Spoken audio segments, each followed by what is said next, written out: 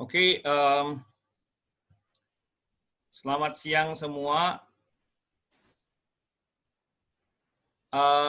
Chattingnya nanti di WhatsApp aja ya, jangan di ini ya.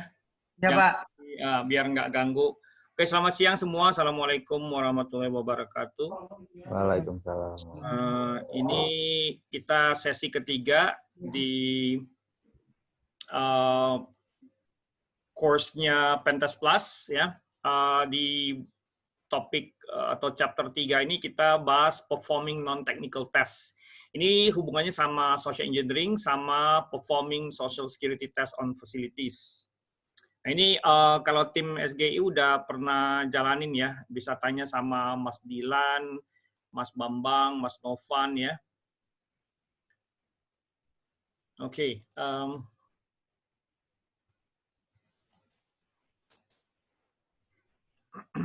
Oke, tolong chattingnya di WhatsApp aja ya, biar nggak ke ini, soalnya pop-up ganggu layar ya.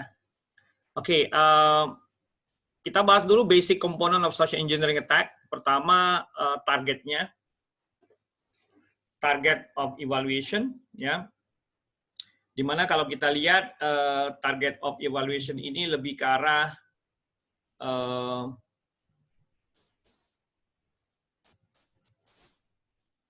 assessing targets susceptibility to attack and their awareness of security. Jadi sebenarnya tujuan utamanya lebih ke arah bagaimana kita melakukan assess terhadap satu organisasi di mana kita mau lihat ada awareness-nya seperti apa ya.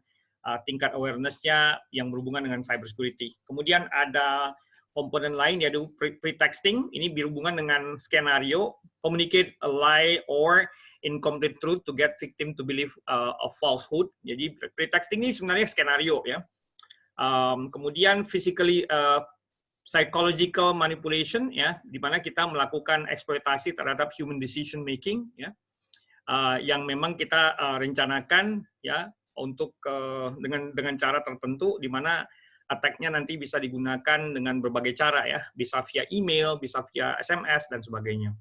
Kemudian komponen yang lain adalah building relationship, di mana ini get victim more friendly, jadi tujuannya kita bikin mereka itu lebih dekat dengan kita dan merasa nyaman ya.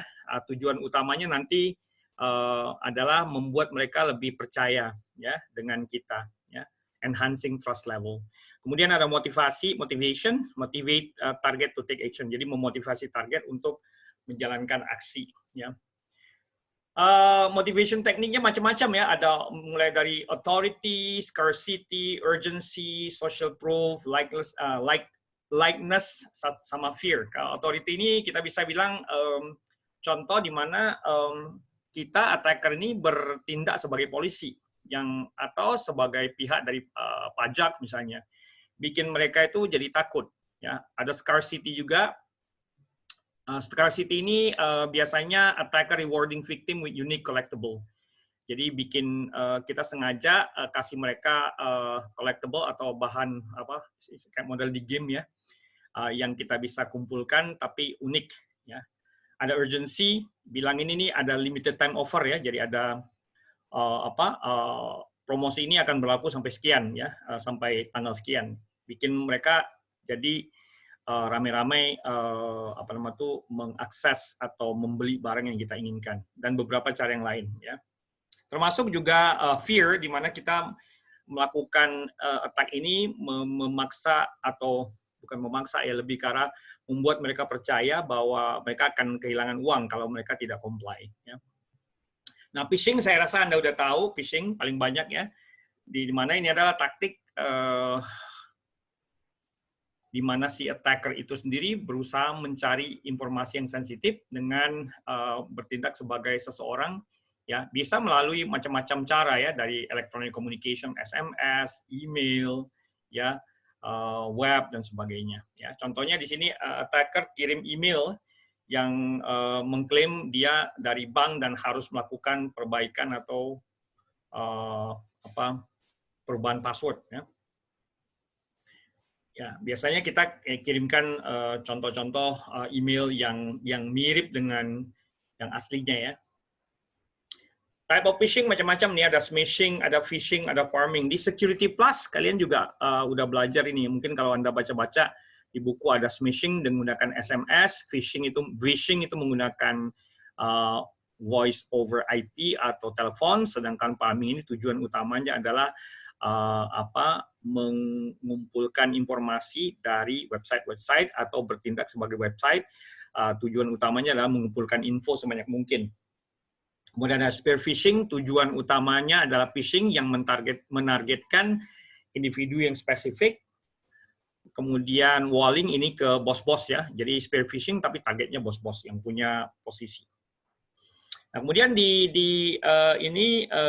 kita di social engineering itu ada yang namanya impersonation, di mana impersonation ini adalah the act of pretending to be someone you are not. Jadi ya kalau Anda pernah nonton film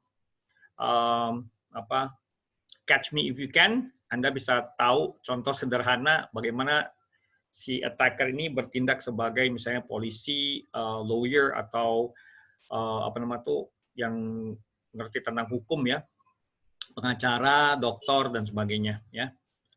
Oke, kemudian ada istilah elicitation, the process of collecting or acquiring data from human beings. Nah, ini contoh sederhana dengan elicitation ini kita bisa mendapatkan informasi dengan berbagai cara, contohnya permintaan, request, interogasi, survei, sama observasi. Ya. Nah, ini lebih ke arah human beings yang bagaimana kita bisa menggunakan teknik-teknik tadi untuk mengumpulkan data tanpa terlalu ketahuan. Ya. Ini contoh sederhana aja dari impersonation ya, dengan menggunakan si attacker ini bertindak sebagai eksekutif dan dia minta ini nih ya, dia ngirim email to financial personnel requesting to transfer funds ya. Nah, kemudian personal approve transfer. Jadi kalau kita bertindak sebagai bos biasanya lebih ditakutin ya. Nah, kemudian ada hoax, ini udah tahu ya, hoaxes. Ini social engineering juga yang tujuan utamanya adalah memberikan informasi yang palsu ya. Saya rasa ini udah banyak yang tahu ya. Oke, jadi saya skip aja. Ini contoh sederhana. Contohnya ada yang bilang antivirus. Dibilang ada malware, padahal sebenarnya tidak ada malware. Atau berita bohong ya.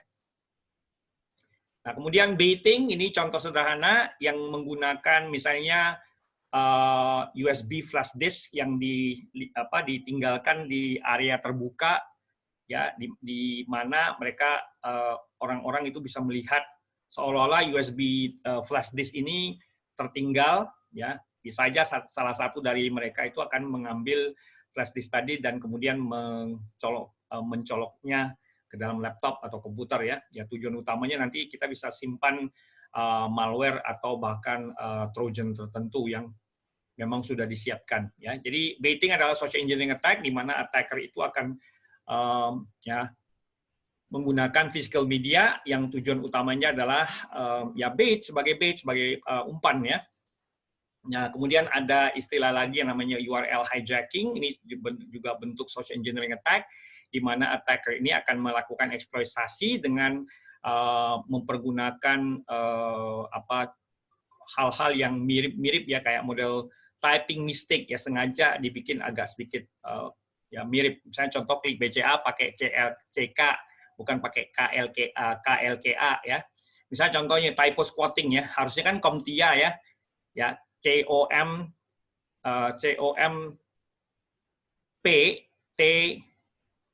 kan. Nah, ini kalau salah dia bisa sengaja dibikin seperti ini.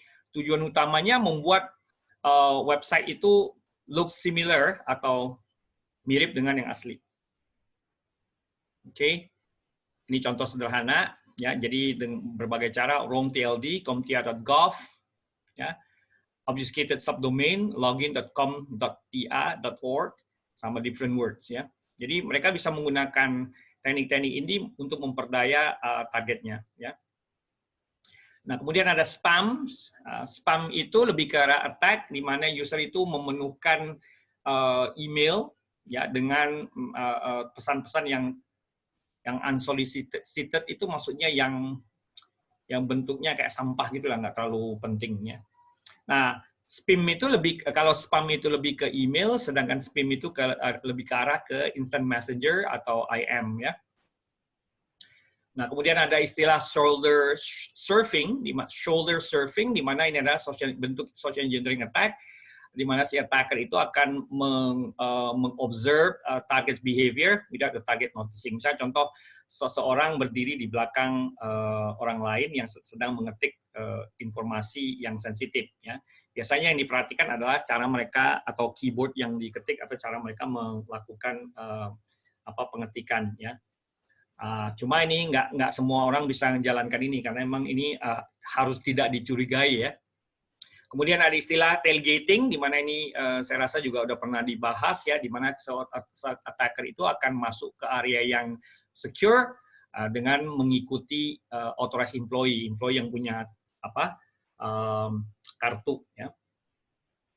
Nah, kemudian ada piggybacking mirip dengan tailgating tapi the target knows someone is following them ya. Jadi piggybacking sama tailgating ini mirip-mirip ya, yang intinya kalau di piggybacking ini lebih ke arah orang yang diikuti itu tahu bahwa dia diikutin. Ya. Nah ini beberapa guideline saja. Jadi pen testing kadang-kadang butuh juga salah satu scope-nya adalah melakukan social engineering attack. Ya. Jadi kadang-kadang kita juga mesti melakukan yang namanya social engineering test, di mana tujuan utamanya adalah melihat apakah organisasi yang sebagai klien ini sudah orang-orangnya sudah sadar tentang cybersecurity atau tidak ya. Kemudian ini nanti tujuan utamanya nanti juga untuk memastikan bahwa mereka itu bisa mengimprove security secara fisikal ya. Logical sih jarang lah ya.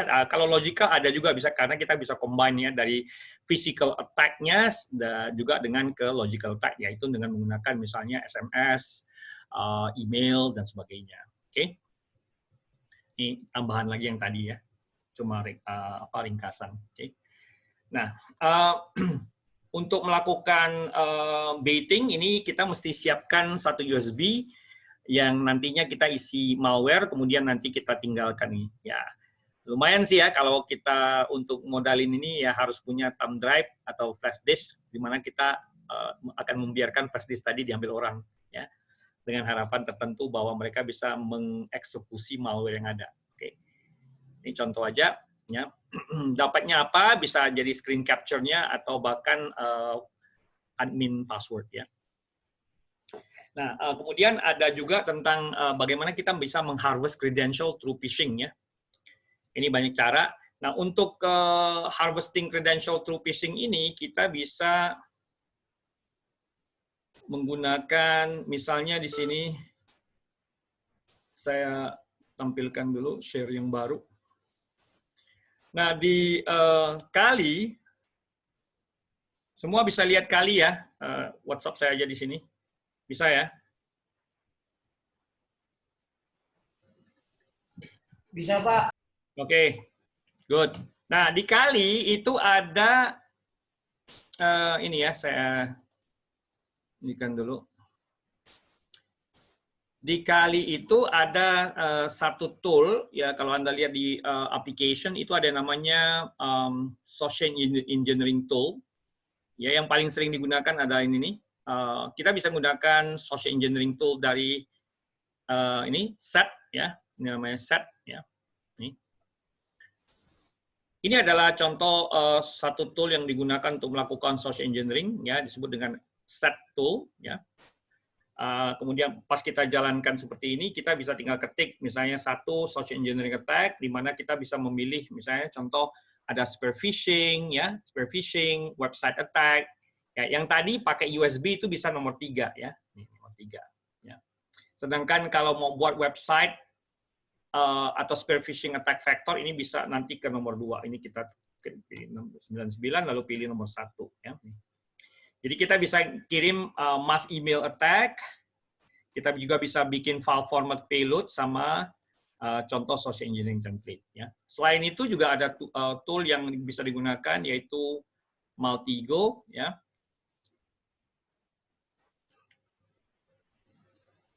Sambil jalan ya, ini versi Community Edition ya.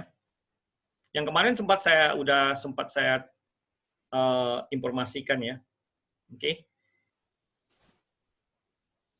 Nah, tool yang pertama saya sebutkan ini tadi, ini versi 8.0.1, ini cukup bagus karena dia banyak template. Nah, ini adalah contoh dari Maltego ya.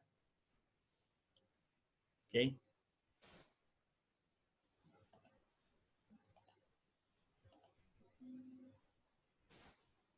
Nah, itu tadi.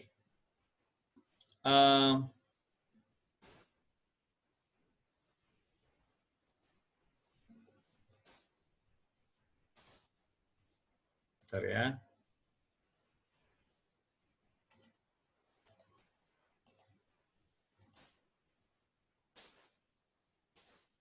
Oke, selanjutnya adalah physical security control, di mana kadang-kadang kita juga butuh melakukan assessment terhadap klien yang berhubungan dengan physical security control. Contohnya mulai dari pintu, hardware lock ya untuk kuncinya, kamera CCTV, satpamnya, security guards, ya, lighting itu maksudnya pelampuan ya, yang berhubungan dengan lampu-lampu, fences, gates ya, jadi mulai dari pagar sampai pintu gerbang, kemudian ada man traps. Ini man trapnya agak khusus karena memang agak jarang, biasanya ada di area-area yang sangat sensitif ya.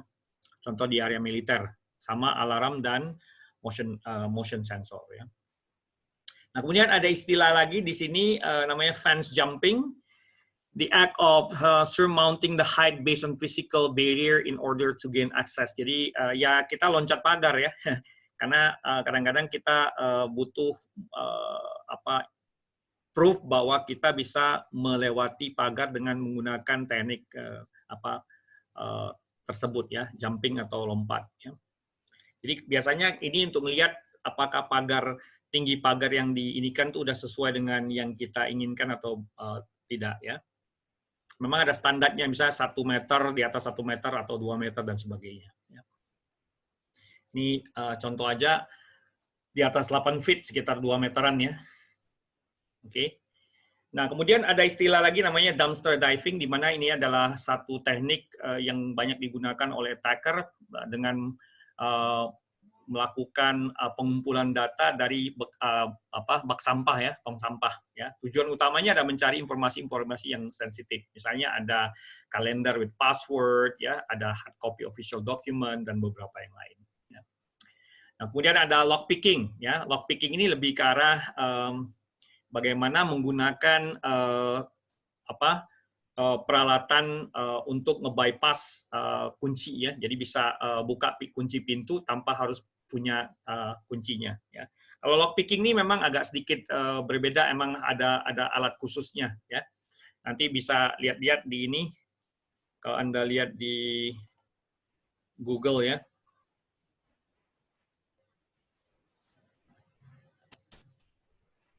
Ini saya tunjukkan di ini. Kalau Anda ketik aja lockpicking ya. Ya, lockpick, ini ada beberapa alat yang bisa digunakan ya. Nah, ini adalah contoh dari lockpicking hardware ya. Nih. Ini kuncinya masing-masing ya. Bisa digunakan untuk membongkar kunci pintu. Oke. Nah, kemudian kembali ke presentasi ya. Ini saya skip dulu karena memang tadi berhubungan dengan lockpicking ya. Kemudian ada RFID ya. RFID tahu kan ya, misalnya kita punya e-money atau e-toll ya, itu kan itu bentuk dari RFID. Radio frequency ID, standard for identifying and keeping track of objects physical location through the use of radio waves ya. Paling gampang ya Anda punya e-money atau flash atau misalnya e-toll ya. Ini juga ada teknik sendiri untuk melakukan testingnya. Ya. Biasanya kita bisa menggunakan alat cloning, bahkan ada yang namanya RFID reader supaya bisa mendapatkan informasi dari kartu Anda. Ya. Makanya kadang-kadang mereka juga banyak orang yang menggunakan yang namanya anti RFID wallet. Jadi ada kalau kita lihat di sini. Ada Ya, anti-RFID wallet ya, memang didesain khusus untuk supaya bisa melindungi, ya contohnya seperti ini, ya di Lazada ada jual ya. Nah ini tujuannya adalah RFID blocking metal wallet ya. Ini contohnya banyak di sini. Ya. Paling murah itu ada sekitar 24.000 ya. Kalau yang di ini sih ini mahal nih. Ya. Ini 160 ribuan. Ya. Kalau di ini juga yang paling murah ini 24.000. Oke.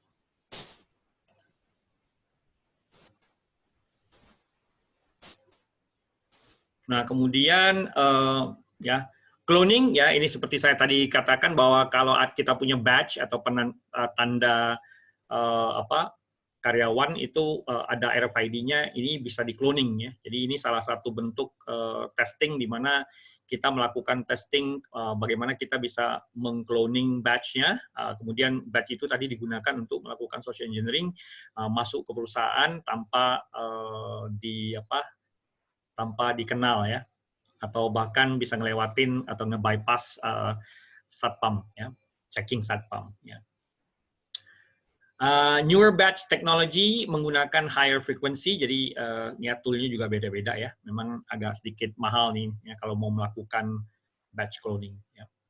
Nah, kemudian juga nge-bypass motion detection ya. Kalau physical security kan biasanya ada kayak model kamera gitu ya, di mana kita kalau di social engineering dan the physical access di pentest kita harus melakukan, tapi jarang sih ada permintaan seperti ini. Kita diminta untuk melakukan bypassing terhadap kontrol yang berupa motion detection system, yaitu yang sistem yang bisa mendeteksi mendeteksi pergerakan ya.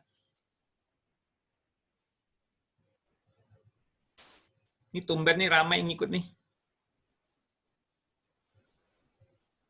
Oke. Nah, kemudian ini tadi motion detection bypassing ya. Jadi contohnya banyak ya. Kalau pingin ngelihat contoh-contohnya, Anda bisa lihat contoh motion detection. Bentar, saya buka ini dulu ya. Anda ketik aja misalnya dari sini motion detection sensor ya.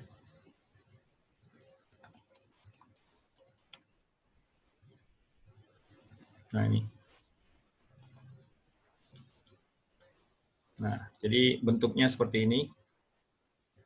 Atau juga ada yang seperti ini. Ya. Oke. Di pentest sih kayaknya kita belum pernah melakukan yang namanya bypassing dari motion detection ya.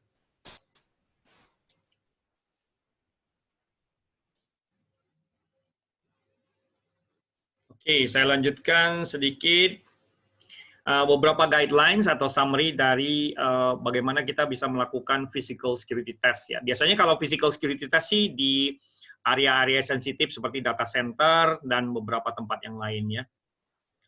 Ya biasanya ini tidak ke arah pentest sih, lebih ke arah audit ya secara keseluruhan, physical security audit ya.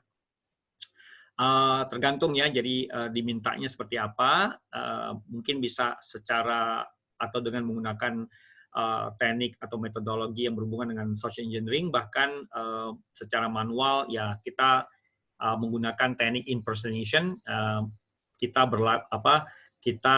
menempatkan diri di sepatunya orang dalam ya, seolah-olah kita ini orang dalam. Okay? Termasuk juga dumpster diving ya, di mana yang tadi saya bahas adalah bagaimana kita bisa mengambil informasi yang sensitif dari bak sampah atau tong sampah. Ya. Indonesia mah isi bank sampahnya bukan dokumen ya, macam-macam ya, bahkan benar-benar sampah ya. Kemudian juga tadi ada pembahasan mengenai RFID ya, ini juga mungkin kalau ada waktu kita bisa melakukan testing secara internal dulu, bagaimana kita bisa melakukan cloning terhadap RFID dan sebagainya. Karena kadang-kadang ada permintaan seperti ini. Ya, oke. Ini saya skip aja aktivitasnya karena ini lebih ke arah ya melakukan testing terhadap surveilling dan gaining access to the building. Jadi lebih ke arah physical security. Ya, ini mungkin ada waktu kita ini. Nah, kemudian ini contoh aja sederhana dari hasilnya apa yang kita dapatkan. Ya, misalnya contoh ada physical attack, kita bisa mengclone badges, kemudian bisa masuk ke area yang sensitif dan sebagainya. Ya. Oke,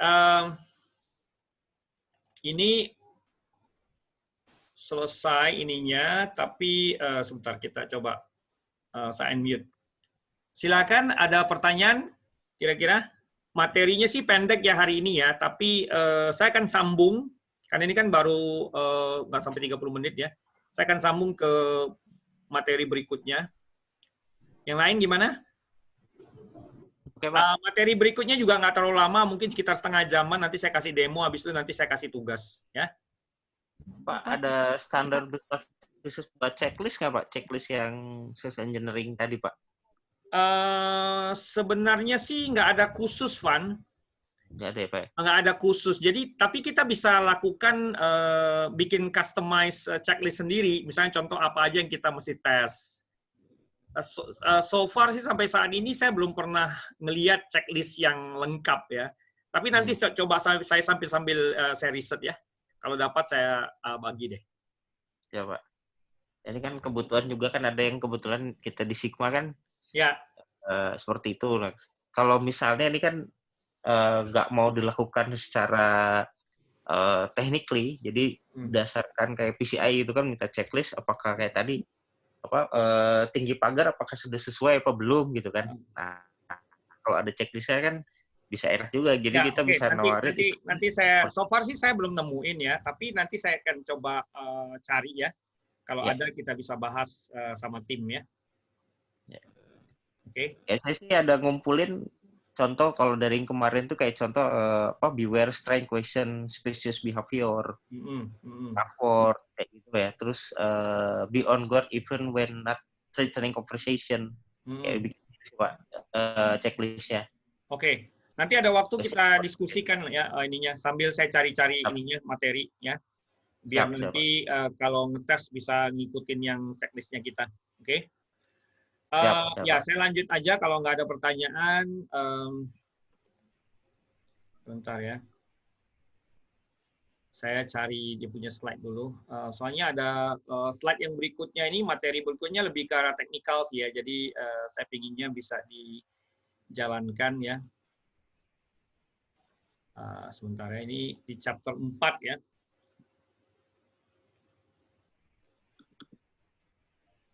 Nah, jadi ini 3, nah, kita bilang ini chapter 3 dan 4 lah ya. Oke, saya share screen dulu ya.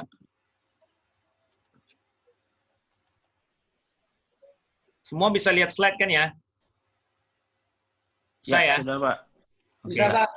Oke, good. Ya, udah ya, saya mute dulu ya. Oke. Nah, materi berikutnya ini adalah conducting active reconnaissance. Kalau sebelumnya kita udah bahas tentang conducting passive reconnaissance dengan menggunakan misalnya who is lookup, dig, NS lookup dan sebagainya atau website. Nah, kali ini kita akan melaksanakan atau membahas tentang conducting active reconnaissance. Nah, di sini ada tentang scanning network, enumerate target, scan for vulnerability, sama analyze basic script. Ya. Ini slide banyak tentang ini sih, banyak contoh aja sih. Saya rasa network scanning udah pada tahu ya, di mana network scanning adalah process of gathering information about computing system on the network. Biasanya nanti diikuti dengan teknik mendiscover potential vulnerable target dengan menggunakan host discovery, port scanning, packet crafting, device enumeration, sama vulnerability scanning. Ya.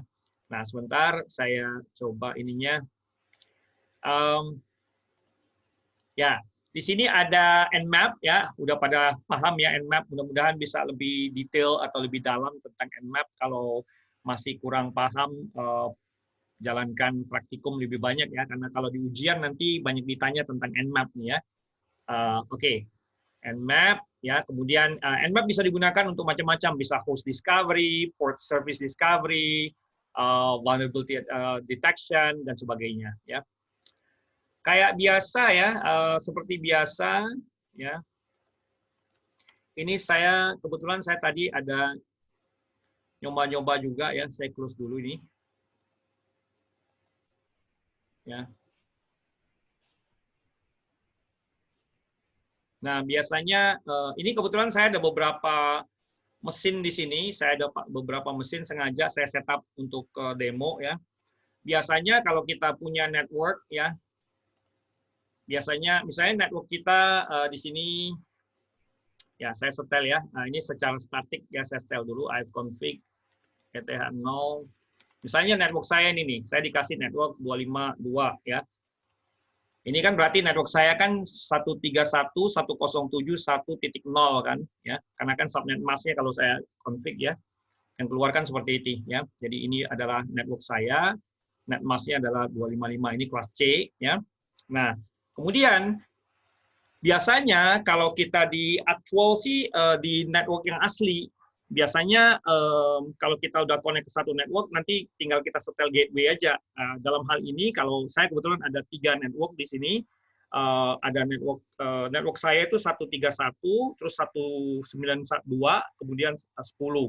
Nah, kalau mau setel seperti itu, misalnya contoh, kalau kita jalankan misalnya Wireshark ya, kalau misalnya kita jalankan Wireshark, kemudian kita mau lihat network apa aja yang kita ada, ini kita bisa tes di sini. Kelihatan kan ya, ini Wireshark saya? Kelihatan, Pak. Oke. Kelihatan, Pak. Nah, jadi ini biasanya kadang-kadang kita tinggal jalankan Nmap ya, Anda bisa mute lagi. Kita jalankan, Wireshark, biar kita bisa lihat network apa aja yang ada di sini. Nah, kalau Anda lihat di sini, network saya masih 242 dan sebagainya. Nah, tapi biasanya sih kalau untuk kalau untuk di klien, biasanya mereka akan kasih satu IP address yang sama gateway. Jadi kita bisa setel aja. Jadi misalnya contoh kita pakai route add aja komennya untuk nambah gateway. Nah, tadi kan IP saya ini nih, ya. Saya bisa setel gateway-nya dengan cara seperti ini, IP add route, ya kan? Default via 0000 dev device-nya ini,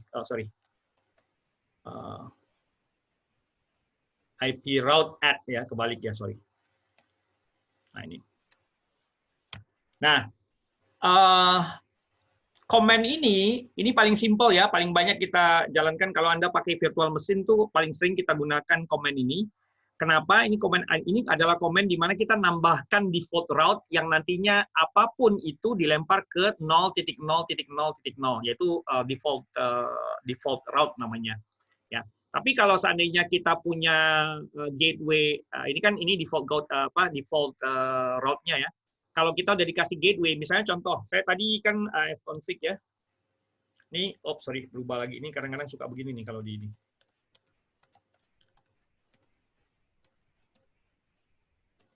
Nah, misalnya network saya kan 131 ya. Kita bisa ngasih gateway dengan menggunakan route add default gateway. Nah, kita setel gateway-nya misalnya 131.107.1 titik. Misalnya contoh gateway 11 atau saya punya kebetulan saya setel 111. Ya. Kemudian netmask. Ini, ini komennya sedikit kurangnya. Nah, ini.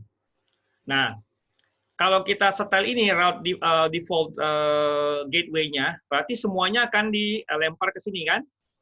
Jadi kalau kita belajar routing kan, kalau satu host itu berada di luar jangkauan, dia akan kita punya ping akan ngelempar ke satu-satu dulu ya. Saya contoh saya mau ping, kita akan ping gateway-nya dulu, benar nggak bisa ini nggak? Nah, ini kadang-kadang nggak bisa jalan seperti ini karena saya kan di virtual ya. Kalau di virtual saya nggak bisa pakai yang komen ini ya, karena dia keluarnya bakalan unreachable. Tapi kalau saya gunakan yang ini, nah ini pasti bisa ping nih. Nah ini, jadi ada dua ya. Kalau pertama ini nggak bisa, kalau di actual network yang sebenarnya ya, di klien Anda bisa gunakan command route add default gateway. Kalau di virtual kita gunakan perintah seperti ini.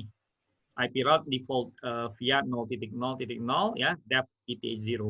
Jadi saya bisa ping nih ya. Kalau saya ping misalnya, saya kan tadi bilang ada network ya. Saya akan coba ping ke network 131.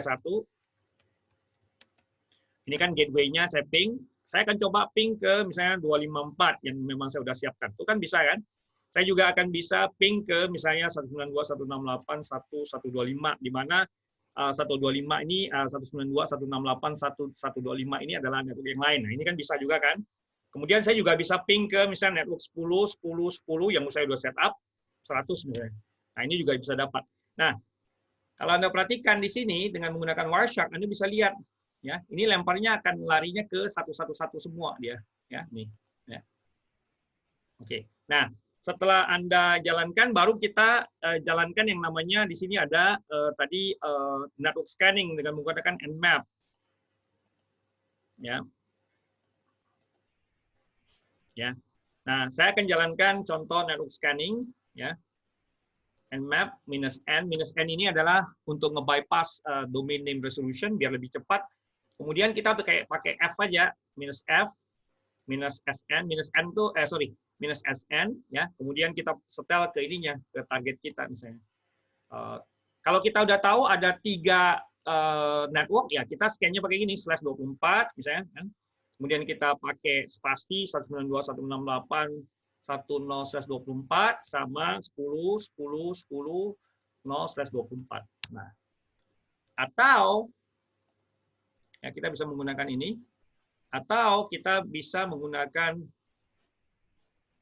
ini kan sudah dapat ya. Atau saya bisa menggunakan NetDiscover yang nantinya dia akan otomatis mencari target-target yang hidup ya, yang live ya. Jadi sini kelihatan kan langsung saya dapat ya. 131 dapat, 192 dapat ya. Jadi ada 3 network di sini, 131, 192 sama 10 ya. Ini juga ada nih. Oke. Nah, lebih enak sih pakai ini juga. Nah, ini disebut dengan network what do you call this, network scanning ya. Kita di sini menggunakan NetDiscover sama si Nmap ya. Padahal sebenarnya Nmap sendiri bisa digunakan untuk menjalankan semuanya ya. Oke.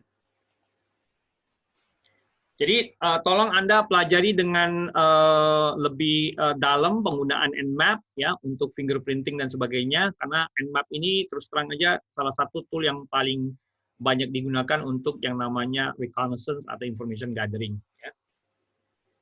Ya, ini contoh-contoh aja ya, latihan aja nanti. Kemudian untuk melakukan scanning port kan Anda udah tahu juga kan, misalnya di sini ya untuk scanning port kalau kita udah tahu kita bisa gunakan command ya yang kemarin ya. Jadi Nmap. Nah, kalau mau lengkap kan kita tinggal pakai, kalau kita scan-nya cuma IP address ya -n. Kalau scan-nya ada nama misalnya google.com ya nggak perlu pakai -n. Kemudian kita setel lagi -sf ya. So SS thing scan, kemudian SP untuk version number-nya, O, kemudian -a ya. Nah, kemudian kita setel lagi kalau mau lengkap sama UDP bisa UDP ya. Kalau bisa pakai mau UDP bisa pakai SU ya. Kemudian range tadi ya. Nah, kita bilang aja kalau IP-nya udah ketahuan sih bisa langsung ya. Kalau enggak ya kita bisa apa misalnya contoh saya tadi dapat dari hasil ini tadi saya dapat IP-nya ya. Ini IP-nya.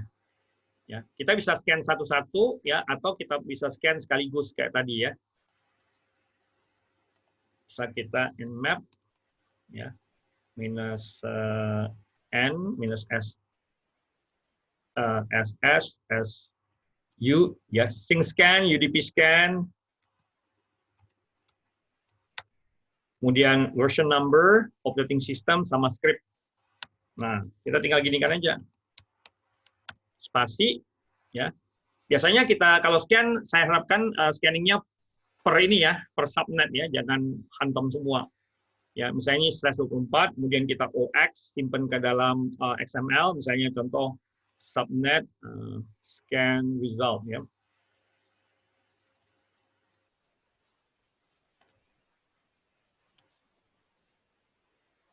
Saya subnet misalnya 131.1.0 ya 131 ya gitu aja misalnya. Subnet 131.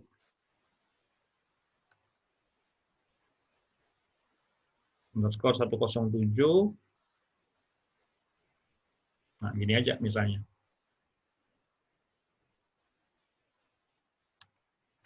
Ya, .xml ya. Jadi nyekennya kalau bisa jangan nyeken semua subnet tapi scan-nya masing-masing ya. Karena ini Anda bisa tinggal copy ya. Kemudian sambil jalan ini Anda bisa buka shell yang lain ya. Ini tinggal Anda ganti aja. Nah, ini tinggal ganti misalnya subnet 192.168.1. Nah, ini tinggal ganti aja nih.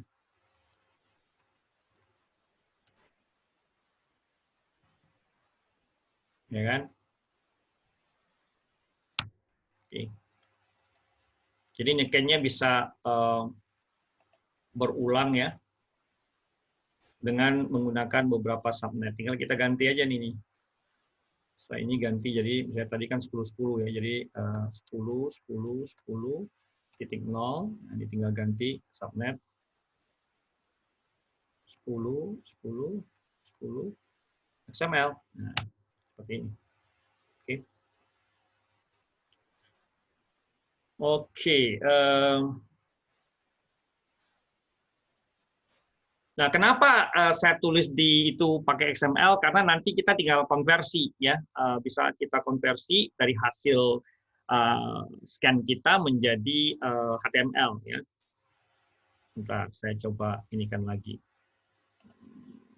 Karena kayaknya agak lama ya. Ya. Nah, ini kita bisa konversikan. Misalnya contoh saya ada ini ya, setelah kita jalankan ini, kita tinggal konversi seperti ini ya. Saya contoh tadi hasil scan-nya kan subnet ya. Kita tinggal jalankan seperti ini. Konversi ya XSLT prop. Nama filenya misalnya subnet 131. Nah, minus O subnet. Nah, ini ganti HTML. Nah, ini nanti yang kita bisa view dengan menggunakan browser kan karena hasilnya udah HTML. Nah, ini bisa dijadikan lampiran untuk laporan nantinya ya. Ini karena scanningnya belum selesai, saya coba lihat udah ada yang saya scan belum ya. Bentar saya lihat. Belum ada yang selesai. Ini ada one scan result aja lah. Ini contohnya yang udah selesai. Yang sebelumnya saya udah jalankan. Nah ini. Nah, hasil vulnerability scan-nya ya menggunakan teknik seperti ini. Nah ini komennya saya. Ya. Ini komennya saya. Nah, ini adalah dengan menggunakan nmap script ya, OX namanya, kemudian range-nya ya. Nah, jadi nmap juga bisa digunakan untuk scanning vulnerability dengan menggunakan teknik seperti ini yang tadi ya, misalnya nmap -n script vuln. Nah, kemudian kita setel misalnya 131.107.1.0/24 OX vuln scan. Misalnya sub 131 vuln scan .xml. Nah, ini adalah cara menggunakan script yang ada di nmap supaya nanti kita bisa dapat hasil seperti yang barusan ya. Ini ya. Nah, ini kita bisa lihat hasilnya ya. Yang bisa menampilkan seperti ini vulnerability-nya. Oke.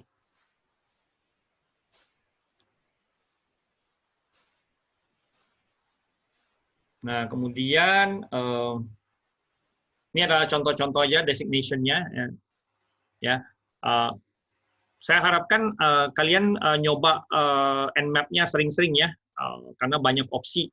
di Nmap yang sangat berguna. Ya. Ada yang tadi saya tampilkan itu adalah -SS, yaitu TCP Sync Scan, Hub Open Scan, ya. Kemudian ada SP untuk version number, ya. Kemudian ada SU itu untuk UDP, kemudian ada SL untuk list of target that will be scanned, kemudian ada SA untuk melihat host atau network yang diprotect sama firewall. Ya. Ini banyak sekali contoh. Bahkan Anda bisa gunakan Nmap untuk melakukan scanning terhadap beberapa port sekaligus. Ya.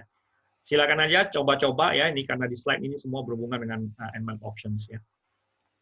Nah, kemudian juga tadi sudah saya sampaikan mulai dari discovery scan dan sebagainya. Yang saya jalankan tadi adalah contoh dengan menggunakan Nmap kita bisa melakukan discovery scan. Ya. Type of scan that finds live IP addresses on a network, ya saya biasanya pakai -SN ya, -SN. Ini tadi ya, yang SN ya, di sini. Kemudian saya bisa gunakan ping sweep, yaitu dengan menggunakan PR ya, kalau salah saya. Oh, PR ini ARP ya. Nah, ini ping sweep adalah dengan mengirimkan ICMP echo request ya, untuk mencari host yang Anda bisa pakai tool seperti Angry-Ping misalnya. Angry-Ping itu menggunakan ICMP ya, sedangkan Nmap tidak menggunakan ICMP tapi menggunakan TCP handshake ya. Oke. Port scanning saya rasa udah pada tahu semua, melakukan scanning bisa ke TCP dan UDP tapi kadang-kadang hasilnya tidak sesuai ya Anda harus melakukan testing beberapa kali supaya bisa dapatkan hasil yang memuaskan ya. Portnya macam-macam ya.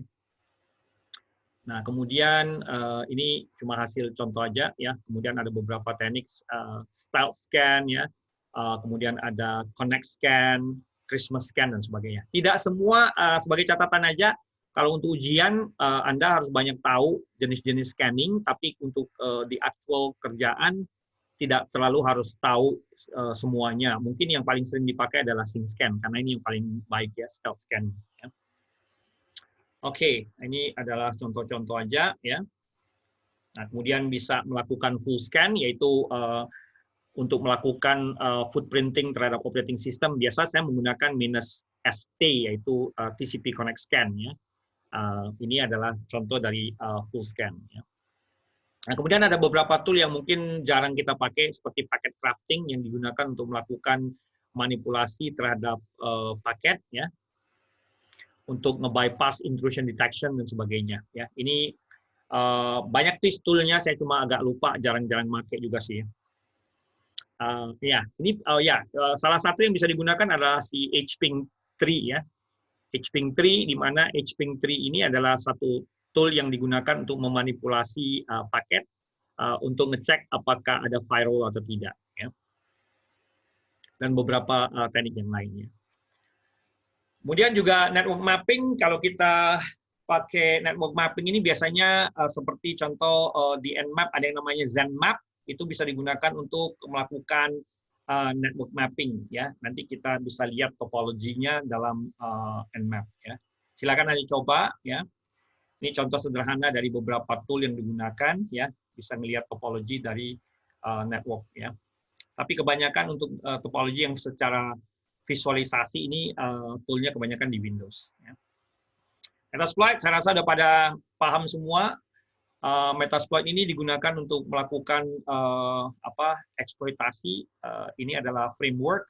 Ada 3 jenis atau 4 edition, 4 edisi, yaitu framework. Jadi Metasploit framework yang gratisan yang ada di Kali. Community edition juga ada, yang ada GUI-nya tapi sangat terbatas kemampuannya. Kemudian ada Express dan Pro. Nah, kalau Pro ini tambahannya dia bisa melakukan eksploitasi terhadap aplikasi berbasis web. GUI-nya bisa pakai Armitouch, Cobalt Strike, dan beberapa yang lain. Armitouch, sebagai informasi ya, Armitouch dan Metasploit itu masih ada di versi Kali 2009.1 sampai .2 kalau nggak salah saya. Yang versi yang baru 2020 udah nggak ada lagi. Ya. Jadi kalau mau nyoba-nyoba Armitouch, ya silakan di versi Kali yang lebih lama. Sedangkan Cobalt Strike adalah versi komersial dari Armitouch yang harus beli ya, tidak semua kita bisa dapatkan ya. Modul-modulnya di Metasploit itu banyak, ya mulai dari exploit, payload, post auxiliary dan sebagainya. Ya.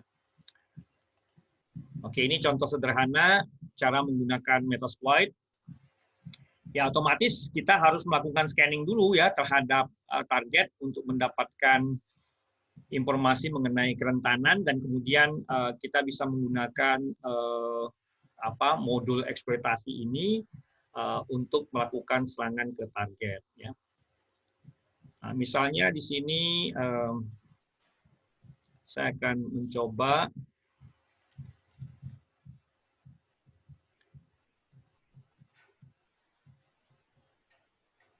ya. Contohnya saya akan mencoba kerentanan yang paling banyak didapatkan pada versi Windows yang lama. Ya. Ini saya demokan sedikit. Mungkin udah pada tahu ya, tapi untuk catatannya ya. Biasanya kita menggunakan MS App Console ya. Nah kemudian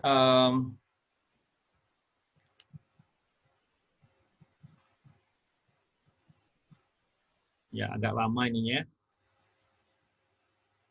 Sebenarnya ada cara untuk mempercepat Metasploit framework ini. Nanti saya inikan dulu ya, saya tampilkan. Nah, saya exit dulu. Nah, biasanya kalau untuk mempercepat kita menggunakan MSF DB initialize ya, ini ya, ini jalankan dulu. Dia akan membuat database sehingga nanti bisa dipercepat ya. Nah, kemudian MSF console. Nah, kita bahkan sebenarnya bisa mengimport hasil dari scanning dari ini ya, Nmap ya. Makanya saya tadi nampilkan itu kalau kita scanning, saya harapkan scanningnya pakai XML ya. Maksudnya outputnya kita tampilkan dalam XML ya. Karena kalau dalam XML kita bisa mengimport hasilnya itu ke dalam Metasploit ya. Ini saya akan tunjukkan ya. Jadi misalnya di sini saya udah ada hasil scanning ya. Ini hasil scanning saya adalah bound scan result ya. Nah, ini kita bisa import ya. Apapun itu kita bisa import. Yang penting extensionnya XML. Ya, ini contohnya ya. Nah, dari sini kita bisa ketik help ya. Di sini ada opsi buat melakukan import pakai DB ya. Istilah DB import nih ya. Nah, ketik aja DB import. Nah, nama filenya misalnya kita simpan tadi nama bound scan result XML. Ya. Nah, dia akan otomatis mengimport ininya hostnya. Nah, kemudian kita bisa menggunakan command seperti db, kita juga bisa menggunakan command db nmap melakukan eksekusi nmap dari dalam Metasploit, atau kita akan menampilkan informasi mengenai services atau vulnerabilities yang ada. Jadi ketik aja services, dia akan menampilkan semua services yang ada dari hasil importnya saya. Atau kita ketik misalnya vuln, dia akan menampilkan semua yang ada. Jadi gampang sekali untuk kita ini kan. Ya. Nah, ini karena masih scanning ya, saya masih belum selesai, makanya saya nggak bisa demo. Tapi nggak apa-apa, ini contoh aja. Nah, misalnya target kita adalah ini nih, misalnya target kita di sini adalah web 1 yang versi lama ya, versi Windows lama, ini bakalan bisa jebol lah ya. Biasanya kita menggunakan yang paling umum, misalnya contoh ada MS03026 ya. Ini adalah MSRPC ya, jadi ketika aja search MS03 ya. Nah, ini adalah exploit yang biasanya saya gunakan ya. Ini tinggal copy aja. Nah, kalau mau tahu apa itu MS03 ya, ketik aja info terus kemudian paste aja ininya ya. Nih, di sini dijelaskan bahwa kerentanan ini adalah yang namanya Microsoft RPC DCOM Interface Overflow. Dan kita lihat di sini berefek ke banyak Windows, mulai dari Windows NT sampai ke Windows 2000. Nah, ini kan kebetulan masih Windows 2000 ya, jadi kemungkinan besar bisa ini. Nah, salah satu yang bisa kita gunakan untuk mendeteksi apakah target Windows kita itu vulnerable, kita bisa menggunakan command misalnya search ada satu auxiliary namanya SMB version. Nah, ini ya. Nah, kita bisa menggunakan ini nih, auxiliary scanner SMB version ya. Kita use aja. Nah, kemudian show option. Nah, kita bisa setel nih, set rhost-nya. Nah, kebetulan rhost-nya 131.107.1.101. Saya tahu kan memang kita set up kan ya. Nah, kemudian kita bisa setel dia punya ini ya. Opsi-opsi yang lain seperti ya password user ini nggak terlalu perlu ya. Kita coba kita ketik ini run aja. Nah, auxiliary module ini keluar ya, cuma dia nggak nampilkan informasi ya. Sebentar dulu. Kalau misalnya kita ganti misalnya 254 misalnya run, ya dia nggak nampilkan ya. Kalau nggak nampilkan bisa kita ambil aja dari ini ya, dari hasil Nmap bisa ketahuan juga ya. Misalnya di sini.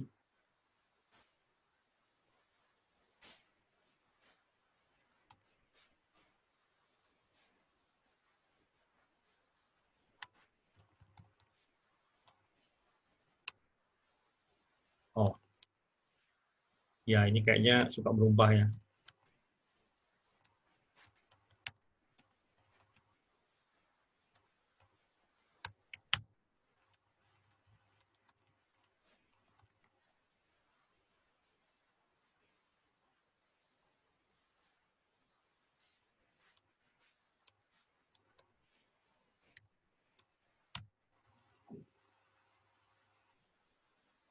Ya, bisa juga ketahuan kalau kita pakai minus misalnya minus O di sini ya. Ya. Atau kita coba lagi ini set rhost. Kemudian kita ketik run. Nah, biasanya di sini kalau benar dia akan menampilkan oh ini adalah Windows 2000 SP0 ini. Nah, jadi potensinya tadi karena waktu saya jalankan ini, saya bisa dapat informasi bahwa versi Windows yang bermasalah itu berhubungan di Windows 2000 ya. Kita bisa coba ya. Kita ketik back aja, gunakan lagi search SMB atau tadi kan info ya.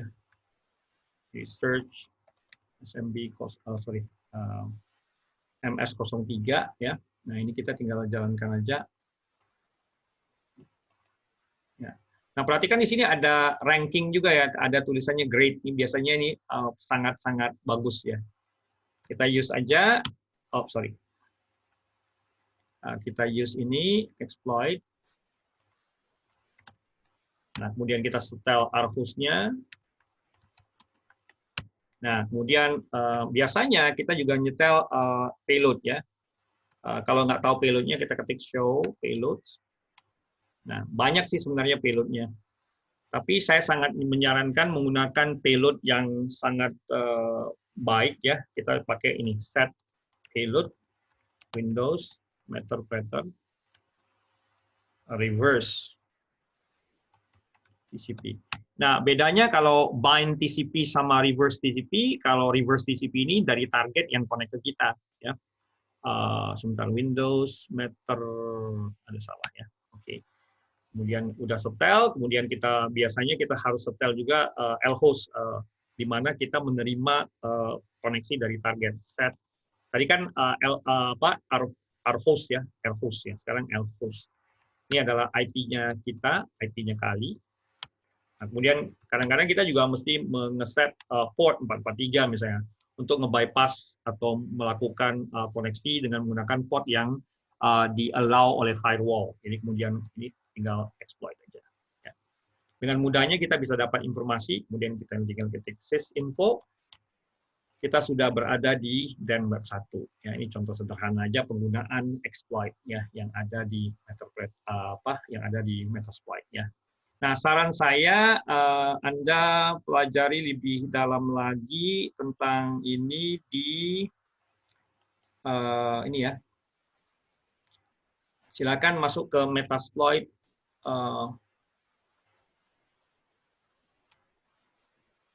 Metasploit Unleashed. Ya, ini adalah source yang sangat bagus untuk belajar tentang hacking ya. Jadi kalau Anda pemula dalam penetration testing atau ethical hacking, saya sangat sarankan menggunakan ini. Ini nggak tahu nih kenapa nih, lagi ada error nih. Ya, ini adalah Metasploit Unleashed, di mana dia menjelaskan, ya ini kayak model free online hacking course, di mana dia menjelaskan ya mulai dari introduction, fundamental, ya, dari mulai dasar sampai ke ini, termasuk step by step-nya di sini ya. Misalnya contoh apa itu Metasploit, ya, misalnya contoh di sini dijelaskan mengenai MSF Console. Ya. Nih, MSF Console ya. Ya, nantinya silakan Anda coba ya. Saya lanjutkan dulu ke ini ya, slide. Ya.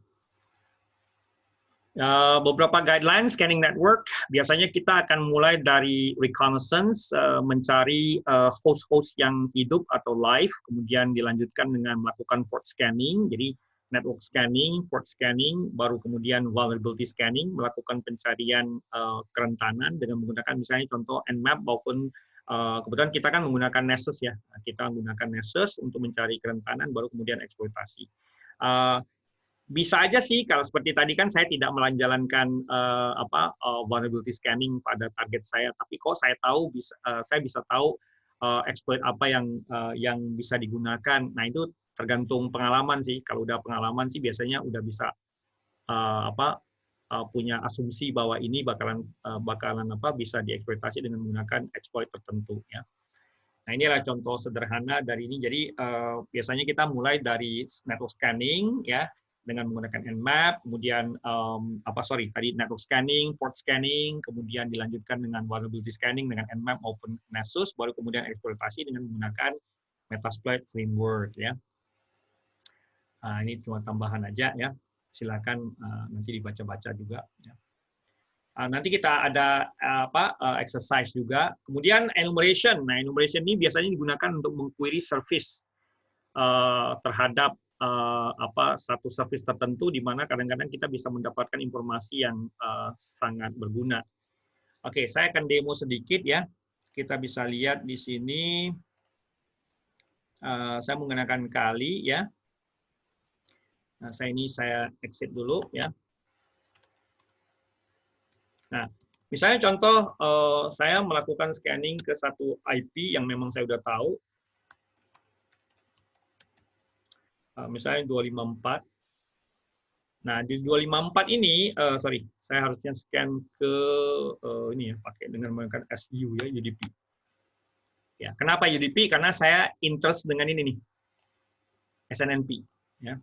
Nah, setelah saya melakukan scanning dan saya tahu ini ada open garis miring filtered, ya, kita bisa menggunakan tool lain. Ya, ini kan tadi tahap pertama ya, kita menggunakan ini.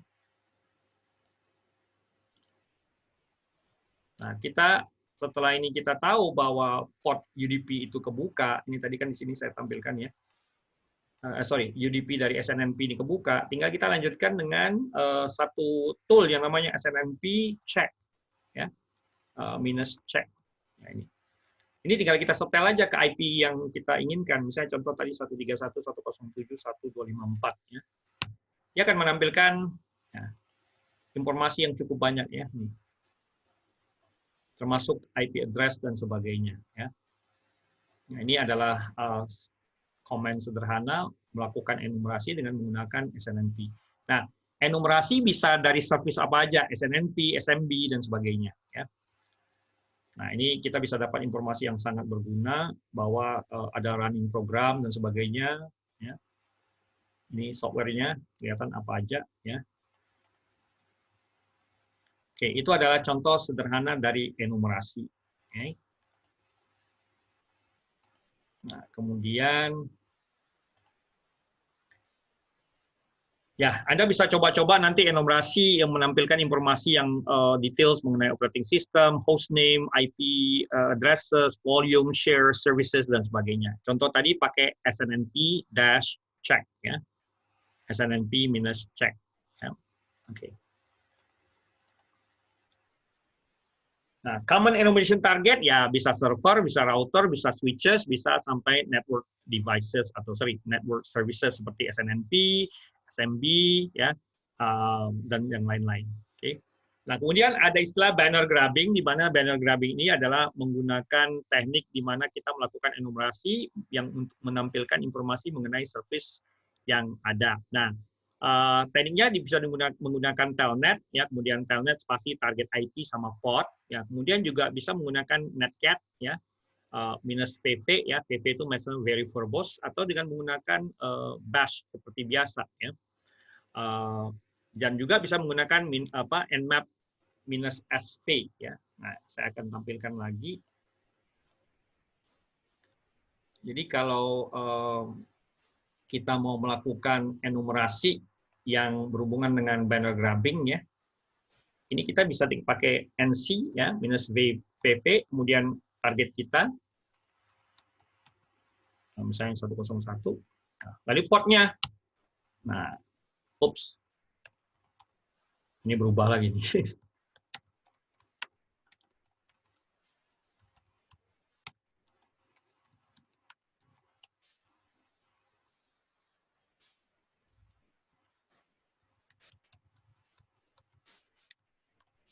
Saya bingung juga nih kenapa suka begini. Nah, kita cobain ya. Oke, kita coba NP. Nah, kemudian kita press enter aja 2 kali, ya, atau http slash apa tadi komennya ya, Pak saya. Misalnya kita gunakan http slash 1.0, ya, kita coba.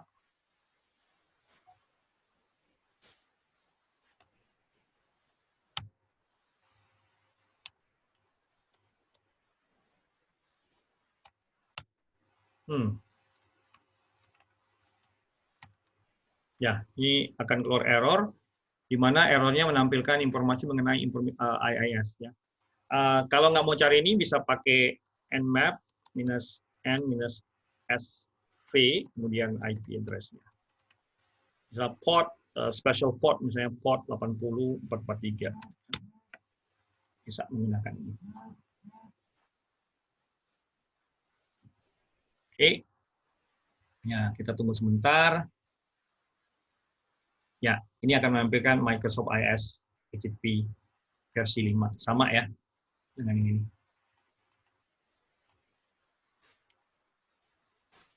Oke, kita lanjutkan ke slide dulu.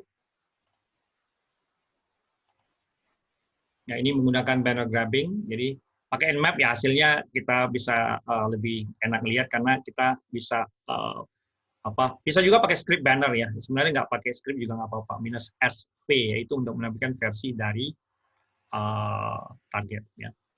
Kamu lebih lengkap pakai dash script equals to banner kemudian targetnya. Oke. Nah, kemudian untuk Windows enumeration banyak ya, ada nmap, RPC client, pakai Metasploit juga bisa, pakai dir, IP config itu command line, ya, net user, route print, ya, net share dan sebagainya itu bisa kita gunakan untuk melakukan enumerasi lebih dalam ya, termasuk PowerShell. Kalau misalnya target kita adalah Windows 2008 ke atas, biasanya mereka menggunakan PowerShell, ya, di mana kita bisa menggunakan komen-komen tadi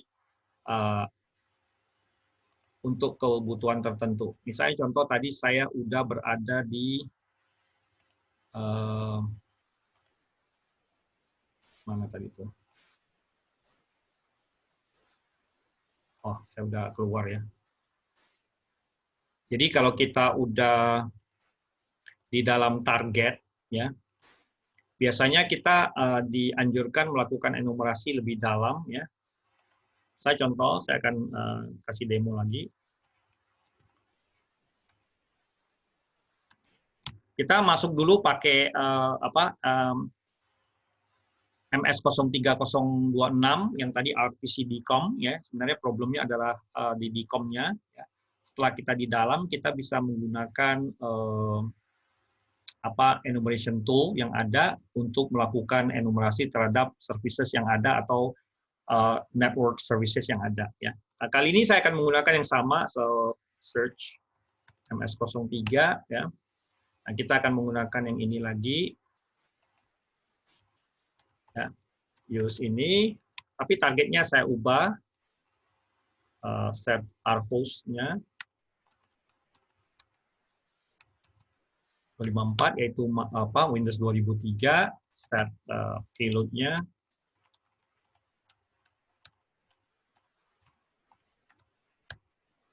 oke. Bentar ya, ini masih recording kan ya?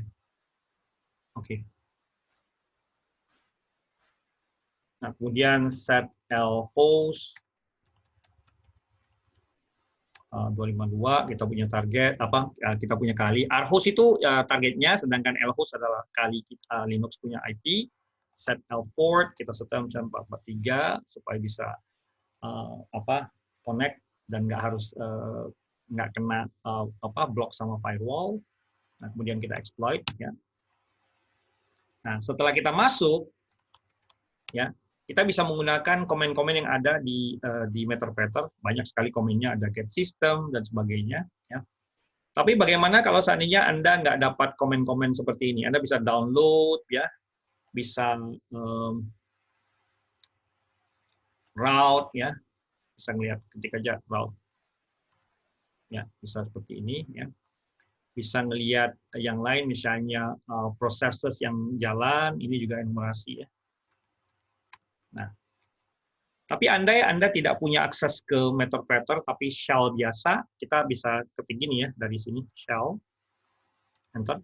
Nah, kalau kita dapat C Windows System 32, apa yang harus kita lakukan? Bisa pakai ini, komen yang ada, UMI, ya.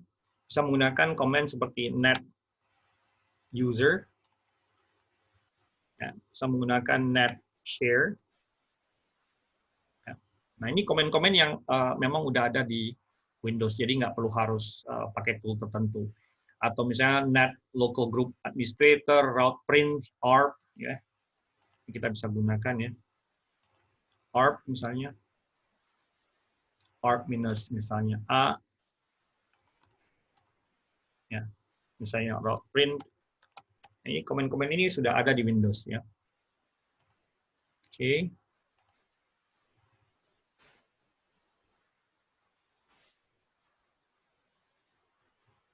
Yang lain masih aktif kan ya? Jangan pada tidur ya. Masih, Pak. Pak, Oke, Mas ya. siap. Oke, good. Takutnya saya kebanyakan ngomong, tahu-tahu yang partisipannya pada molor. Oke. Nah, itu jadi tadi ada contoh-contoh untuk enumerasi, bisa pakai Nmap, bisa pakai RPC client, bisa pakai Metasploit, ya ini bisa Anda lihat komen-komennya di buku juga ada ya, yang kemarin saya bagi ya, Anda tinggal coba-coba ya. Ya. Nah, kemudian ini contoh aja, kalau untuk Linux lain lagi, dia bisa menggunakan Nmap juga, Metasploit module, contohnya di sini ada RPC client dan sebagainya. Ini kalau di dalam ini kita pakai RPC client untuk connect ke IP tertentu ya. Tool-tool yang ada untuk di Linux sebenarnya lebih lengkap ya di Linux ya, untuk menampilkan informasi mengenai target atau yang ada. Ya, misalnya contoh kita udah masuk ke dalam satu target Linux ya, kemudian kita mau melakukan enumerasi, yaitu kita bisa gunakan seperti uname, hostname, route, ARP, ipconfig ya, ifconfig maksudnya, kemudian /cat/etc passwd ya, dan beberapa yang lain. Ya. Nah, itu sebenarnya tergantung dari target kita itu siapa ya. Misalnya di sini saya coba kasih demo lagi ya. Ini kebetulan ada target saya yang non Windows ya. Kebetulan target saya tuh ini. Nah, ini Red Hat ya.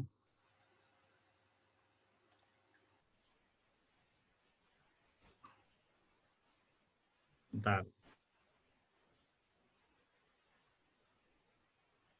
Nah, Red Hat ini IP address-nya kalau nggak salah saya 125 ya. Ini saya contoh aja. Ya. Nah, misalnya seperti ini. Kita bisa nmap dulu. Kemudian kita setel misalnya 192, 168, 1125. Ini kebetulan target saya ada Windows Linux nih ya. Nah, ini adalah target saya, kebetulan targetnya adalah Linux ya. Kenapa saya tahu ada Linux ya? Paling umum adalah SSH-nya ada kebuka sama ininya, port 6000 X11 nih ya. Nah, kemudian kalau kita mau enumerasi lebih dalam, kita bisa enumerasi dengan menggunakan Samba version juga. Misalnya contoh kebanyakan kerentanan yang ada pada Linux itu ada pada Samba di sini nih. NetBIOS SSN ini Samba ya. Jadi kalau saya pakai minus SV tadi itu bisa menampilkan lebih dalam mengenai target kita. Ya. Ini sambil jalan saya biarkan dulu ya. Nah ini kan di sini. Jadi di sini bisa ditampilkan ini adalah operating systemnya Unix, tapi di sini ada RPC ya, SMB. Ya.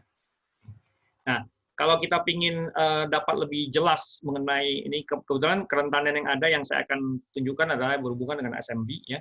Kita coba enumerasi dengan menggunakan MSF Console ya, MSF Console maksudnya Metasploit. Saya akan menggunakan SMB version number untuk melakukan pelacakan terhadap kerentanan yang ada. Nah, kemudian nantinya baru kita gunakan Metasploit untuk melakukan eksploitasi ya.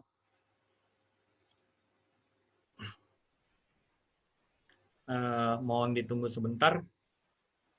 Nah, ini kebetulan modulnya udah ada sih ya di Metasploit, jadi saya tunjukin yang paling gampang aja. Pertama, kita pakai search SMB version dulu. Nah, ini modul yang paling sering saya gunakan, auxiliary ya. Nih. Use aja. Nah, kemudian kita set show option, supaya bisa tahu apa aja yang kita setel. Set our host. Ini bisa banyak ya, karena pakai S ya, jadi ada plural. Bisa banyak, bisa satu range seperti 192.168.1.0/24 gini ya.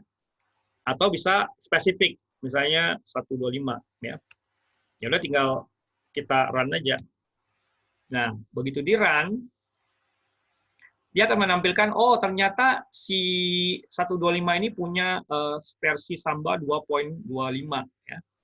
Nah, baru kemudian kita bisa search ininya apa namanya tuh exploit-nya ya, kita coba back ya. Yang penting kita udah dapat Samba ya 2.25. Nah, itu ada ada exploit ya, kita ketik aja search Samba ya. Nah, yang saya gunakan ini adalah contoh di sini adalah trans to open. Nah, karena ini udah pernah saya coba ya, makanya kita coba dulu ya. Nah, ini. Saya tinggal use aja, info aja. Nah, kemudian ditampilkan di sini, ini adalah masalah pada versi 2.2 sampai ke 2.8. Nah, kebetulan yang tadi kan 2.25 ya, berarti masuk-masuk ya. Ya udah tinggal coba aja use ini. Oh, sorry.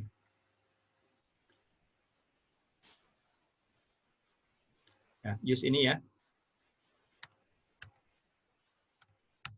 Nah, kemudian show option. Set our host-nya. 192, 168, 1125.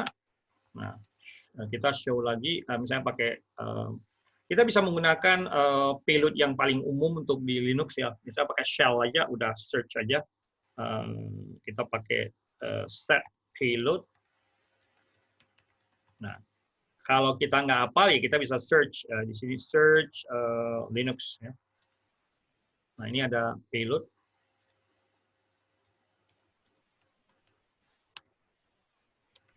Nah, kita ada ketik aja payload, show payload. Tapi banyak sekali payloadnya ya. Tapi yang paling sering saya gunakan untuk Linux, saya kurang suka pakai Meterpreter, lebih enak pakai shell aja nih, shell reverse TCP, ini paling umum digunakan ya. Ya terserah sih sebenarnya ya, tinggal ketik aja set payload ini. Ya, kemudian kita set L host. Nah, kemudian kita set L port. Suka-suka kita 443 misalnya. Exploit. Nah, agak lama ini karena dia pakai brute force ya. Ini sambanya eksploitasinya lumayan lama. Nah, kalau Anda ketemu seperti ini, command shell session open, dia nggak keluarnya kayak model di Windows. Dia nggak keluar kayak C Windows System 32 atau C WinNT System 32. Nah, ini adalah shell yang kalau kita mau lihat, ini tinggal Anda ketik aja sebenarnya uname misalnya. Atau ketik aja gini, ID, enter. Nah, ini kita udah root nih. Ya. Kemudian kita ketik uname, -A. Bahkan kita bisa ketik misalnya untuk melihat apakah kita benar-benar root, kita bisa ketik cat/etc passwd. Nah, ini adalah file yang cuma root yang bisa ngelihat. Ini isinya adalah username yang ada di Linux. Atau bahkan cat/etc/shadow. Kayak gini. Ya. Nah, bahkan kita dari sini bisa melakukan perubahan terhadap, karena kan kita kan masukkan lewat exploit. Ya. Kita bahkan bisa melakukan perubahan terhadap password yang ada pada root ya, atau root password yang dipegang sama root. Ketik aja nih passwd. Nah, ini udah minta password baru nih. Misalnya contoh saya ganti nih ya, passwordnya suka-suka saya.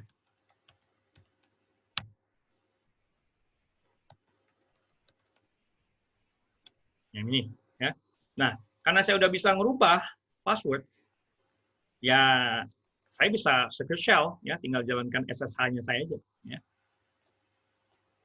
Ini kan saya tadi udah ngerubah ya, karena saya udah punya akses root, saya bisa ngerubah.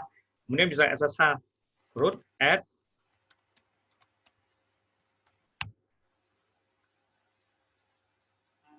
Nah, oh ini kayaknya ada masalah routing ini, tapi nggak apa-apa. Nah, intinya tadi kita udah bisa melakukan perubahan ya. Bentar.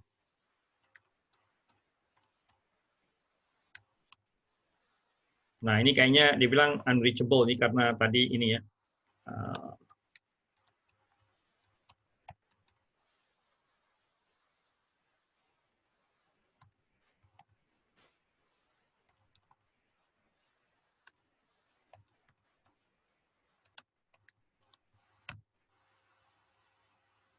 Ya, saya coba SSH root lagi.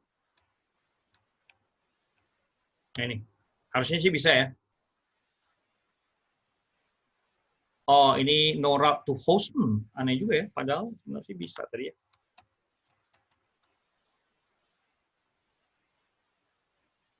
SSH root 190. Oh ya, sorry. Saya salah ini. Nah, ini. Cuma ini kayaknya nggak mau connect dia nih. Ada tambahan opsi kayaknya. Saya lupa ini ada opsi tertentu. Anyway, kita bisa login ya dengan password yang baru sebenarnya. Ya, ini ada sedikit yang mesti dimodifikasi ini. Agak lupa saya. Ya, kita accept aja. Yang penting saya udah tahu passwordnya apa ya. Bisa kita cat/passwd dan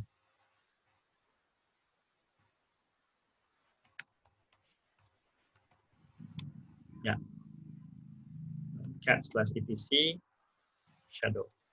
Nah, jadi kita bisa lihat passwordnya udah ya.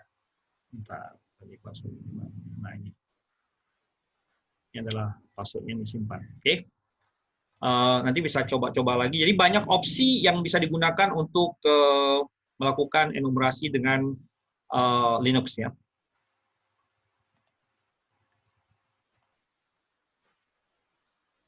Oke. Nah ini beberapa port yang bisa dienumerasi 21, 21, 22, 23 ya. FTP, SSH, Telnet, SMTP, ya DNS 80 dan sebagainya ya, banyak sekali ya. Kemudian kita bisa juga melakukan enumerasi terhadap shared directories atau folder yang di share ya dengan menggunakan SMB atau Samba ya. Ini contoh aja menggunakan network shares, mounting satu network shares pada sistem Linux ya, operating system Linux ya, atau Linux operating system. Kita bisa menggunakan RPC client juga untuk dengan menggunakan NetShare Enum, NetShare Enumal, dan beberapa yang lain. Atau bahkan dengan menggunakan modul Metasploit Auxiliary Scanner, SMB, SMB Enum User, sama SME Enum shares ya. Nah, kemudian null session ini Anda bisa baca-baca, ini cuma berlaku pada server sebelum server 2003 ya. Ini bisa mengakses, kita sebagai pentester atau hacker bisa melakukan akses terhadap IPC dollar atau inter-process communication tanpa harus mengautentikasikan diri. Jadi bisa unauthenticated connection atau anonymous ya. Kemudian untuk enumerasi website, ini mungkin Anda bisa gunakan seperti Nmap atau bahkan tool-tool seperti Nikto ya. Kemarin kita udah sempat nyoba-nyoba Nikto ya. Atau mungkin dengan menggunakan seperti Deerbuster ya. Ini contoh aja Deerbuster ya. Nah ini biasanya Deerbuster digunakan ya bisa pakai opsi command line, jadi bisa nampilkan informasi yang berhubungan dengan website ya, di mana ini biasanya digunakan, Deerbuster ini digunakan untuk mencari direktori-direktori yang hidden atau tersembunyi ya. Ini beberapa guideline ya, silakan Anda coba, bisa banyak tool yang bisa Anda gunakan di sini mulai dari Nmap, Netcat, Telnet dan beberapa yang lain. Termasuk juga Metasploit. Ya, nanti bisa dicoba sendiri ya dengan menggunakan tool-tool yang ada. Oke, aktivitasnya nanti saya informasikan aja ya. Nah, kemudian tadi sudah saya sempat tampilkan vulnerability scan ya, di mana objektif utama dari vulnerability scan adalah mendapatkan informasi mengenai kerentanan yang ada pada sistem operasi atau target tertentu. Ini mirip sama scanning biasa, cuma mereka biasanya menggunakan script ya, seperti contoh Nessus itu menggunakan script. Jadi hati-hati kalau menggunakan Nessus karena kemungkinan besar script yang dijalankan oleh Nessus itu bisa berbahaya di production system ya. Capability-nya bahkan sampai bisa melakukan eksploitasi atau menemukan password-password yang lemah. Ya. Toolnya banyak, OpenVAST, Nexpose, Retina Scanner, MBSA, dan beberapa yang lain, termasuk Nessus dan Nmap NSE Script. Nah, kalau compliance kan yang beda lagi ya. Kalau compliance lebih ke arah memastikan bahwa host yang ada di network atau network itu sendiri, termasuk devices yang ada itu sesuai dengan kebutuhan dari satu policy tertentu atau istilahnya kebijakan. Ya, contohnya ada PCI DSS, ISO dan beberapa yang lain. Nah, kalau kita menggunakan seperti contoh Nessus Pro, kita bisa melakukan scanning dengan menggunakan opsi tertentu yang nantinya ada spesifiknya. Coba saya tampilkan. Ya. Nah, kalau kita pakai Nessus, ya, itu ada untuk compliance sendiri ya.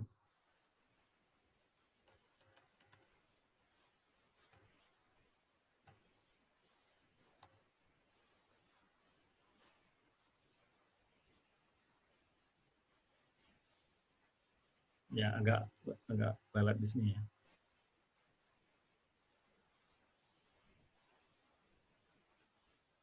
Nah, kebetulan yang saya tampilkan adalah Nessus versi terbaru ya, yang nah ini udah jalan, tinggal kita buka, kita refresh dulu. Nah, di Nessus itu kita cek dulu apakah saya ada pakai proxy atau enggak.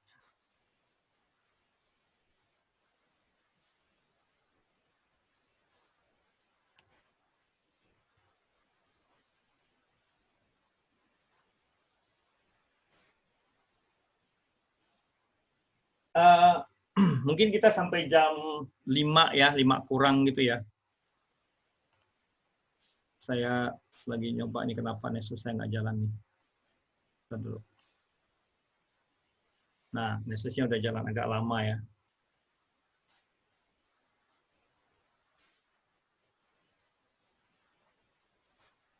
Ya, ntar lagi kok.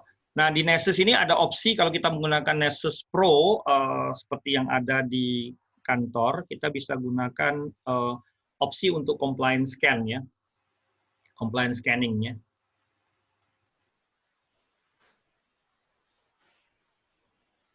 Ya, kita tunggu aja sebentar. Ya, sambil ini dijalankan, saya balik ke ini dulu. Nah, biasanya kalau compliance scan ini harus sesuai dengan aturan yang ada pada misalnya PCI atau ISO atau OWAS ya. Karena emang dia itu memastikan untuk bahwa apa namanya tuh hasilnya tuh sesuai dengan yang direkomendasikan ya.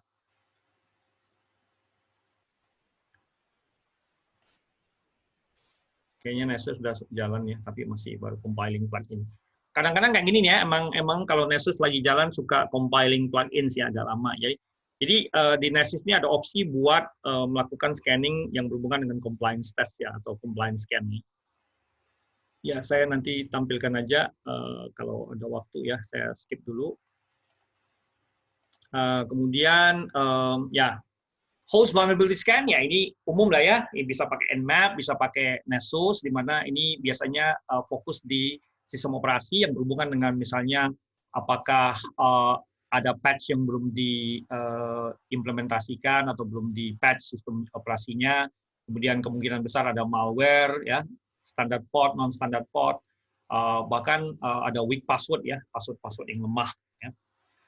Nah, kemudian ada perbedaan antara credential dan non-credential scan. Nah, kalau kita nge-scan tapi pakai username, misalnya admin dengan passwordnya, itu disebut dengan credential scan. Hasilnya lebih detail ya, karena dia bisa melakukan eksplorasi ke dalam-dalam ya.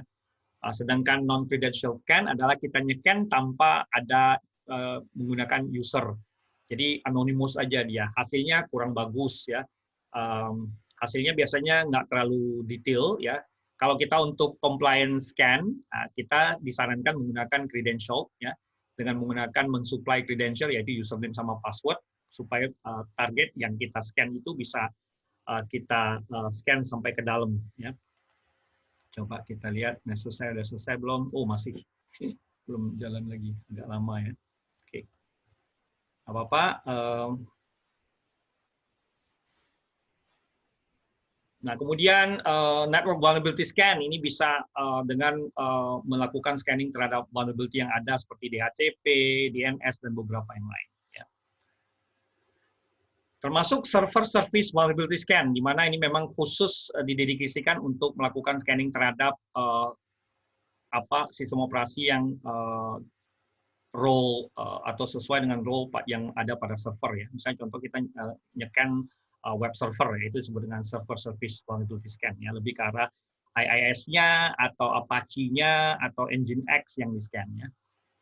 Nah, ini kita juga bisa nyekan ke server, web server, database, dan beberapa yang lain. Jadi tergantung dari role server masing-masing ya. Ini contohnya menggunakan SQL Map untuk melakukan scanning terhadap database vulnerability yang ada pada web server dan database server ya. Oke. Termasuk juga application vulnerability scan, di mana kita bisa melakukan scanning terhadap aplikasi yang web application, ya, yang memang buka cuma port 80 dan 443. Ini bisa kita tes dengan menggunakan Nikto dan beberapa tool yang lain. Nessus sebenarnya bisa, tapi sangat tidak disarankan belum melakukan Nessus, karena Nessus itu dia spesifik to server yang lain ya, bukan web. Kalau web lebih disarankan pakai Nikto atau pakai Acunetics. Ya, ini contoh aja. Oke. Dan beberapa yang lain sepertinya misalnya contoh melakukan scanning terhadap router, switch, dan yang lainnya. Anda bisa gunakan tool-tool seperti contohnya pakai tool ini ya, Nipper ya, untuk melakukan scanning terhadap kerentanan yang ada pada pada configuration file konfigurasi atau configuration yang ada di router, switch maupun network access point yang lain. Ya. Oke, termasuk juga ada beberapa teknik scanning ya. Ini banyak contoh, ada bisa crafting, paket crafting seperti contoh pakai HPing 3, Nmap, ya, Scapy, ya, Yersinia. Ini adalah tool-tool yang bisa digunakan untuk mengcrafting atau melakukan modifikasi terhadap paket supaya pas kita scan itu kita bisa melakukan deteksi terhadap firewall, IDS dan sebagainya. Ya. Termasuk juga firewall, ya. Kita bisa scan, ada tekniknya, ya, macam-macam ya. Jadi karena kalau kita bicarakan mengenai scanning ini opsinya banyak ya. Kemudian ada scanning yang lain ya. Karena ini lumayan banyak ininya slide-nya, mungkin ya Anda bisa sambil baca di buku aja beberapa teknik scanning ya. Termasuk kontainer ya, kontainer seperti kita kalau pakai misalnya Docker ya. atau pakai Kubernetes ya. Nah, ada beberapa consideration kalau scanning ya, hati-hati jalankannya karena ini bisa berdampak yang kritikal pada production. Jadi sebelum melakukan scanning, khususnya vulnerability scanning, Anda disarankan untuk mendiskusikan atau memberikan informasi ke atau diskusi sama orang IT ya. Takutnya ada dampak tertentu ke mereka ya. Ini beberapa guideline-nya ya. Kemudian untuk scripting ini kita tinggalkan dulu, nanti kita bahas di waktu berikutnya karena